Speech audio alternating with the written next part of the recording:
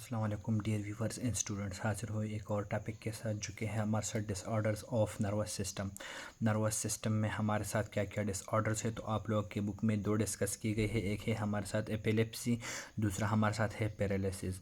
तो आज हम एपिलेप्सी के बारे में डिटेल से बात करेंगे, इस डिजीज़ को समझने की कोशिश करेंगे, फिर इसकी ट्रीटमेंट क्या है और इसके रीजंस क्या है, ये सारे हम लोग डिटेल से डिस्कस करेंगे।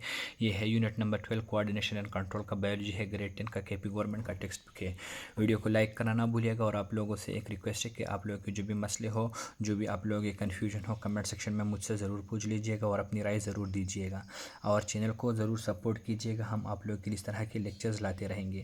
तो एपिलेप्सी का मतलब क्या है, इसको फिट्स या मिर्गी भी बोला जाता है। मिर्गी का मर्ज़ आप लोगों ने कहीं पे देखा होगा, कुछ पेशेंट्स में देखा होगा। तो मिर्गी या फिट्स इसको बोलते हैं एपिलेप्सी, इसका साइंटिफिक नेम है, बायोलॉजी में इसको एपिलेप्सी बोला जाता है। फिट्स या मिर्गी भी बोल सकते हैं, ये वर्ड भी आ सकते हैं। तो ये तीनों नेम एपिलेप्सी, फिट्स या मिर्गी तीनों सेम है। अब आते हैं इस डिज़ीज़ के बारे में, पेशेंट्स के थोड़े बहुत सिम्टम्स देख लेते हैं। तो पेशेंट की जनरली मिर्गी में आप लोगों ने देखा होगा कि इस पेशेंट को क्या आते हैं, दौरे आते हैं और उसमें उसके बॉडी जो है वो मूवमेंट करती है, उसके हाथ पाँव जो है वो मुड़ जाते हैं। कुछ पेशेंट्स जो है उनकी ज़ुबान भी बाहर निकलती है, दांतों में अपनी ज़ुबान चबाते हैं। तो मिर्गी में मुख्तलिफ़ तरह के पेशेंट्स को दौरे आ जाते हैं, उसको झटके महसूस होते हैं और ये उसकी बॉडी जो है वो अनकॉन्शियस कंडीशन में भी कुछ कॉन्शियस कंडीशन में भी कुछ केसेस में चली जाती है। वो कॉन्शियस कंडीशंस क्या होते हैं, बेहोशी की हालत में भी बंदा चला जा सकता है, क्योंकि इसमें नर्वस सिस्टम जो है वो एक्सेसिव सिक्रीशन करता है। एक्सेसिव टाइप ऑफ सिक्रीशन में इसका फिर वो इसका जो नर्वस सिस्टम है वो सही काम नहीं करता होता है।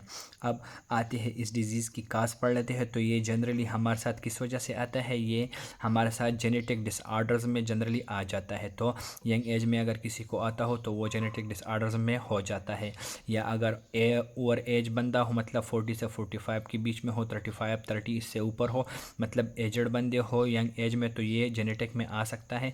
अगर ज़्यादा एज वाले बंदों में आ जाता हो, बचपन में उनमें ना हो, तो ये मुख्तलिफ़ तरह के सिचुएशंस हो सकते हैं।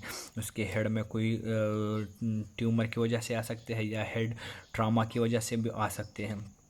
तो ये इसके मुख्तलिफ रीज़न्स हो गए। फिर उसके बाद इसकी ट्रीटमेंट के लिए एपिलेप्सी की ट्रीटमेंट होती नहीं होती जनरली। इसकी एपिलेप्सी की ट्रीटमेंट हमारे साथ होती नहीं है, लेकिन इसके जो शॉक्स है, इसके जो सीजर्स है, इससे बचाने के लिए एईडीज़ यूज़ किया जाता है। एईडीज़ क्या होते हैं, एंटी एपिलेप्टिक ड्रग्स होते हैं।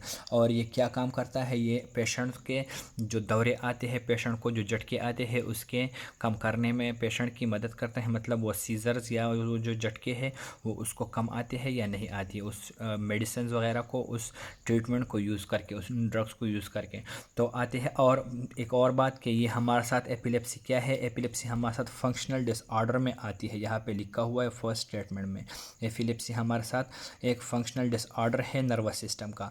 आगे चल के हम पैरालिसिस की बात करेंगे। तो पैरालिसिस हमारे साथ वेस्कुलर डिजीज़ है, ये वेसल से रिलेटेड है, इसको वेस्कुलर डिजीज़ कहा जाता है और ये हमारे साथ फंक्शनल डिसऑर्डर है।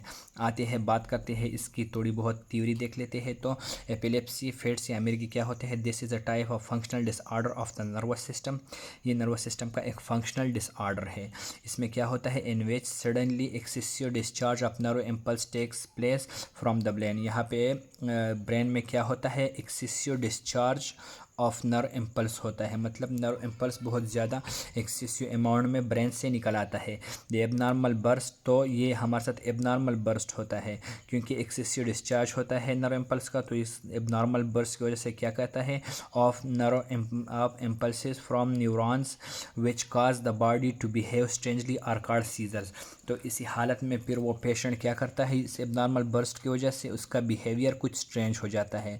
वो कुछ अजीब अजीब से दौरे के दौरान वो कुछ अजीब से हरकतें करता है, कुछ अजीब से उसकी मूवमेंट्स कुछ स्ट्रेंज हो जाती है। इस वजह से इसको क्या बोलते हैं, सीजर्स बोलते हैं। People generally call it fits, people इसको फिट्स के नाम से भी बोलते हैं, मिर्गी भी इसका नाम है। Some epilepsy patients simply experiences in odd feelings. अब कुछ एपिलेप्सी के पेशेंट्स होते हैं, उनको कुछ अजीब अजीब सी फीलिंग्स भी उस टाइम आती है जब उनको दौरा आता है। अदर में हैव कन्वर्जन, कन्वर्जन भी हो सकता है। कन्वर्जन क्या है, shaking of the body, body का हिलना डुलना होता है, कन्वर्जन में आता है। और में लॉस कॉन्शियसनेस, या वो अपनी होश भी खो दे सकते हैं, होश भी खो सकते हैं, उनकी बॉडी की मूवमेंट्स भी अजीब हो सकती है और उनकी बॉडी की शेकिंग भी हो सकती है। The body becomes rigid and stiff, body मजबूत और रिजिड बन जाती है। The patient's hand are clenched and frequently bites their tongue, और जो पेशेंट है उसके हाथ जो है ऐसे उससे मुट्ठी बना लेते हैं, क्लेंच हो जाती है, और उससे फिर वो अपने टंग पे बाइट्स भी लगाते हैं, वो अपनी ज़ुबान पे बाइट्स भी लगाते हैं, फ्रीक्वेंटली अपनी ज़बान को काटने की कोशिश करते हैं। अब इसकी ट्रीटमेंट की बारी आती है या इसकी रीजंस की बारी आती है, तो एपिलेप्सी में be caused by change of the brain, changes in the brain due to genetic reason, genetic reasons की वजह से ब्रेन में चेंज आ जाता है, इसी वजह से एपिलेप्सी काज होती है। मैंने आप लोगों को बता दिया कि इसके जेनेटिक रीजंस भी होते हैं, ये पेरेंट्स से ऑफस्प्रिंग में भी आ जाती है। सीवियर हेड इंजरीज, अब हेड में कुछ इंजरीज की वजह से भी आ सकती है, स्ट्रोक्स की वजह से भी आ सकती है, ब्रेन इन्फेक्शंस की वजह से भी आ सकती है, एंड ड्रग एब्यूज़ में आल्सो कॉज एपिलेप्सी, और ये भी जेनेटिक रीजंस भी एक हो सकता है, ये मैंने आप लोगों को बताया। ये दूसरे इसके हेड में सीवियर इंजरी आ जाती है, किसी एक्सीडेंट में बंदा सीवियर इंजर्ड हो जाता है, स्ट्रोक आ जा सकते हैं, ब्रेन इन्फेक्शन हो सकते हैं, या ड्रग एब्यूज़ की वजह से, मुख्तलिफ ड्रग्स की यूज़ की वजह से भी एपिलेप्सी काज हो सकती है। In the treatment for epilepsy, epilepsy के ट्रीटमेंट में क्या होता है, सीजर्स आर कंट्रोल्ड, सीजर्स को कंट्रोल किया जाता है। एपिलेप्सी ख़त्म नहीं की जा सकती, लेकिन उनके सीजर जो है, उनके जो दौरे हैं वो ख़त्म किए जा सकते हैं, वो कम किए जा सकते हैं, कंट्रोल किए जा सकते हैं।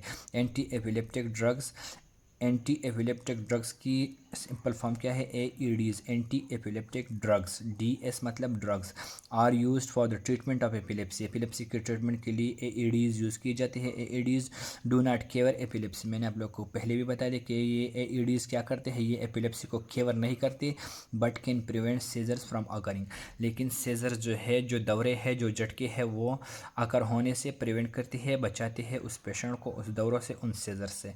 तो ये था हमारे साथ एपिलेप्सी का टॉपिक, होपफुली आप लोगों को समझ आ गया होगा। इंशाल्लाह नेक्स्ट लेक्चर में बात करेंगे पैरालिसिस की, तो वीडियो को लाइक करना ना भूलिएगा और चैनल को ज़रूर सब्सक्राइब कर लीजिएगा। शुक्रिया।